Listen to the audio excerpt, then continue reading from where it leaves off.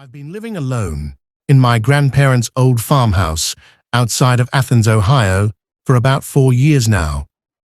It's a 2-story place with a big wraparound porch sitting on 10 acres of woods and old cornfields. No close neighbors. The nearest house is a mile down the gravel road. I work remote as an IT guy for a company in Columbus, so most days it's just me, my coffee, and my laptop. I liked the peace at first. Quiet nights, no traffic, stars you can't see in the city. But that all changed in the fall of 2022. It started during a rainy week in October. I was working late one night around 11 p.m. when I heard the first knock. It came from the front door. 3 solid knocks, like someone using their knuckles. I figured maybe a lost driver or someone needing help, even though it was pouring. I grabbed my flashlight, went to the door, and looked through the peephole. Nothing. Just the rain and the dark porch. I opened it anyway, called out, "Hello." No answer. I checked the security light. It hadn't even triggered. Weird, but I shrugged it off and went back to work. The next night, it happened again. Same time, same 3 knocks. This time, I didn't open the door right away. I waited and listened. After a minute, there was another knock, softer, from the side window in the living room, then from the back door. I walked through the house turning on every light, but saw nothing outside. My dog Buddy, who usually barks at everything, just sat in the corner whining.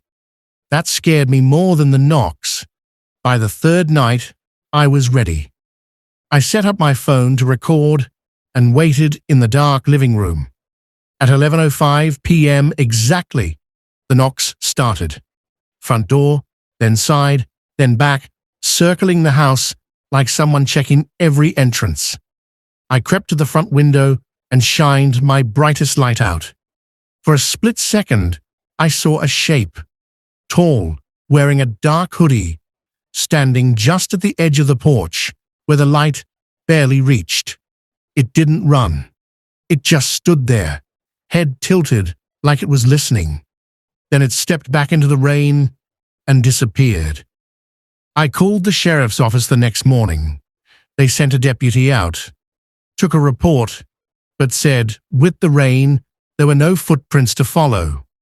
Suggested it might be kids pranking or a transient. I installed more cameras after that, one on the porch, one covering the yard. For a week, things were quiet. Then the knocks moved inside. I'd be in bed trying to sleep and hear knocking on the bedroom door from the hallway. Soft at first, then louder. One night I yelled, "Who's there?"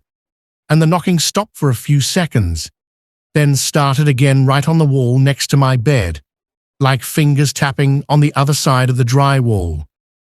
Buddy wouldn't go near that wall anymore. The worst was when the power went out during a storm. I was sitting with a candle when the knocks started upstairs in the empty guest room. Slow, deliberate, walking across the floor above me, then down the stairs. I could hear the creak of each step. I grabbed my shotgun from the closet and waited at the bottom of the stairs. The footsteps reached the landing and stopped. I could feel someone standing there in the dark, breathing. I fired a warning shot into the ceiling. The sound was deafening, but when the echo died, I heard a low chuckle from the top of the stairs. Not loud, but clear. I didn't sleep there that night. Drove to a motel in town. When I came back the next day with a friend, the cameras had caught something. On the porch footage, at 3 a.m., a figure walked right up to the front door, knocked 3 times, then turned and looked straight into the camera. The face was blurred by rain, but the eyes, they looked wrong, too wide. And on the inside footage, nothing. No one ever came through any door. The sheriff looked at it and said it was probably a squatter who'd been living in the old barn out back. They checked, but found nothing. I sold the farmhouse 6 months later at a loss. The new owners lasted 4 months before they listed it again. I still get texts from the realtor asking if I know why people keep leaving. I don't answer. But some nights in my new apartment in the city, around 11 p.m., I swear I hear 3 soft knocks on my door. And when I look through the peephole, the hallway is empty. My name is Sarah Jenkins. I'm 29, and after my breakup, I rented this old Victorian house in a small town near Albany, New York. It was cheap because it needed work. Creaky floors, drafty windows, and an attic I never went into. The house sits at the end of a dead-end street backed up to thick woods. No other houses really close by. I work from home doing freelance editing, so I was alone there most days and all nights. At first, it felt cozy, like my own little world. The strange stuff started about 3 months in, during a cold winter. I'd hear footsteps in the attic at night. Slow, shuffling, like someone pacing back and forth. The first time I thought it was raccoons or squirrels. I put out traps, but caught nothing. The sounds kept coming, usually around 2 or 3 a.m., right above my bedroom. Sometimes it sounded like dragging something heavy across the floorboards. One night, I couldn't take it anymore. I got my ladder, climbed up, and pushed open the attic hatch. It was freezing up there, dust everywhere, old boxes from previous tenants. I shined my phone light around and saw nothing unusual. But as I was about to climb down, I heard breathing, slow, heavy breathing coming from behind a stack of old furniture. Not animal breathing, human. Deep inhales and exhales, like someone trying to stay quiet. I froze, heart pounding, then slammed the hatch shut and dragged my dresser in front of my bedroom door. After that, the breathing followed me. I'd be in the kitchen making coffee and hear it behind me, close, like someone standing just out of sight. In the shower, it would echo off the tiles mixed with the water. I started sleeping with headphones and loud music to drown it out. My friends thought I was losing it when I told them. One buddy stayed over and heard nothing, but the night he left, it was worse. The breathing right next to my ear while I tried to sleep. Warm air on my neck. I finally called an exterminator and a priest. The exterminator found no animals.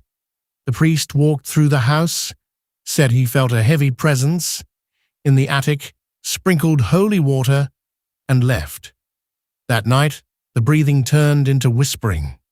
I couldn't make out words at first, but it sounded like a man's voice repeating my name over and over.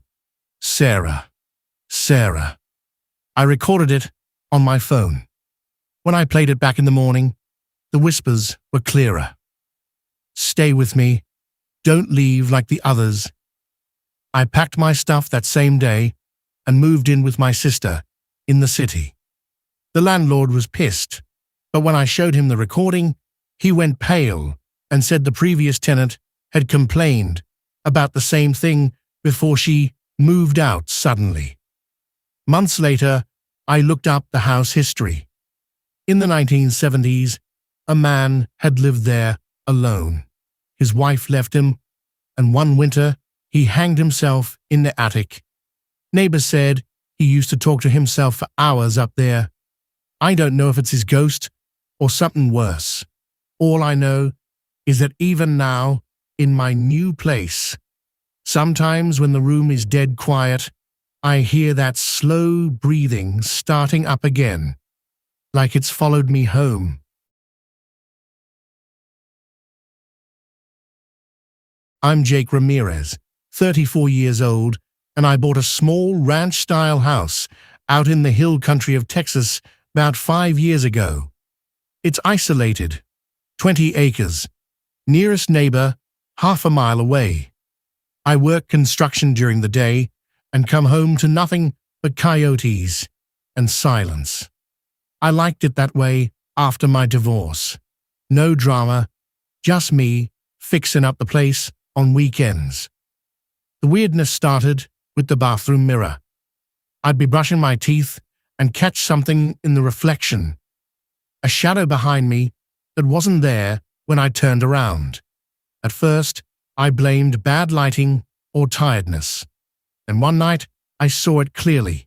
A man standing in the doorway of the bathroom, wearing an old plaid shirt, face blurred like it was underwater. I spun around fast. Empty hallway. Heart racing, I checked every room. Nothing. It got bolder after that. I'd wake up at night and see him in the bedroom mirror, standing at the foot of my bed, watching me sleep.